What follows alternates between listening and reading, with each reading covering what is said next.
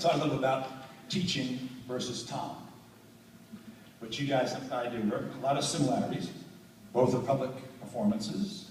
What we do in front of a group of people, trying to hold and inform them, give them information. You have the same kids day after day, week after week.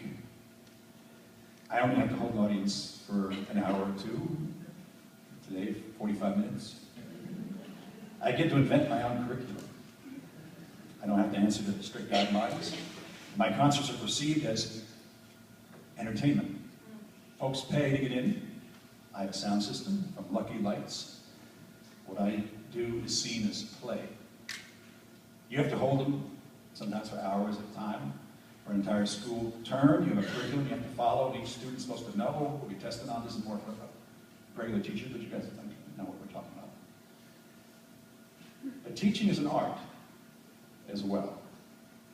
You know better than I do how each class is different. Sometimes you connect, sometimes it feels like you're pulling teeth.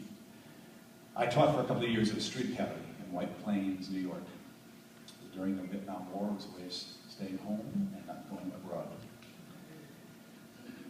And mostly remedial high school math and English, helping high school dropouts get a diploma. And I appreciate just how hard it is to get information into a bored classroom. Also, the delivery system is different. I have music, but you have art. An appropriate song for young kids is built on, at least mine are built on a verbal idea, a learning experience that rides on rhythm and melody, on music. And music is processed, we talked about this earlier at breakfast today. Music is processed differently in human animal. Music is processed in a human animal in a different way than words alone. I don't know the science of it, but you and I have seen how it works. You're at a memorial, a funeral, a wake. There are speeches and eulogies, and we listen, we're moved and sad, but we're composed. But then somebody sings a song, plays a tune, does a dance, and the audience dissolves in tears. Yip Harper, the great lyricist who wrote Somewhere Over the Rainbow, The Wizard of Oz, and all the other words there, and Brother Keith Spare had a great quote which I'll paraphrase. It said, "Words convey ideas, music conveys emotion." You put them together, you get an idea with emotion, and that's a great song. And I get to use story. The age-old way that humans make a point is to tell a story. I wasn't read as a story. I heard a music therapist call a song a container. I said, "A what? A container?" She said. "A song is a container in which everyone gathers. A container that holds everyone. The whole room, the whole convention, the whole class, all that's going on." How are we doing time-wise, Mike? I have to stop sometime. I want to know if I should do this song. We're okay? Okay. And I shall do this song. I have a brand new CD that was, it's about where good food and the green earth connect. So here's a song. It's called Give, the song's not, the album's, the CD's called Give Peas a Chance. This is the song.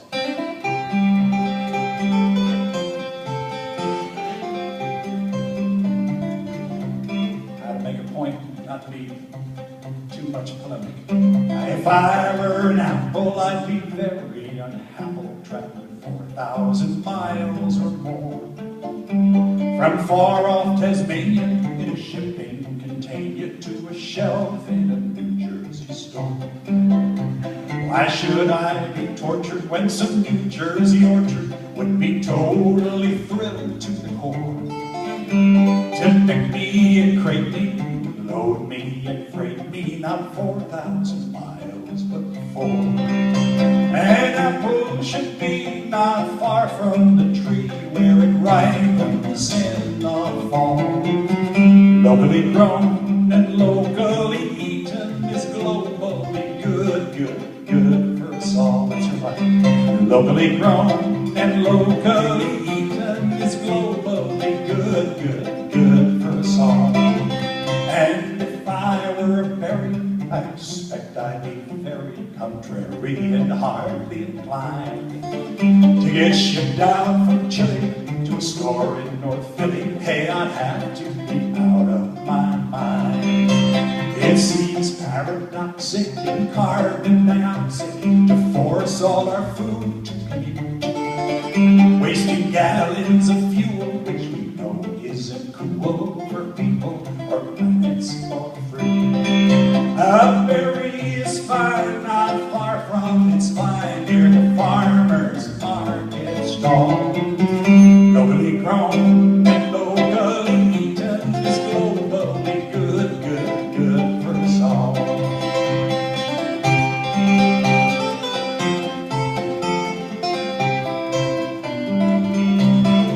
So when you're walking the aisle past the beautiful pile of the fruit you might want to take home, do not buy for the table till you check out the label and determine how far it did wrong.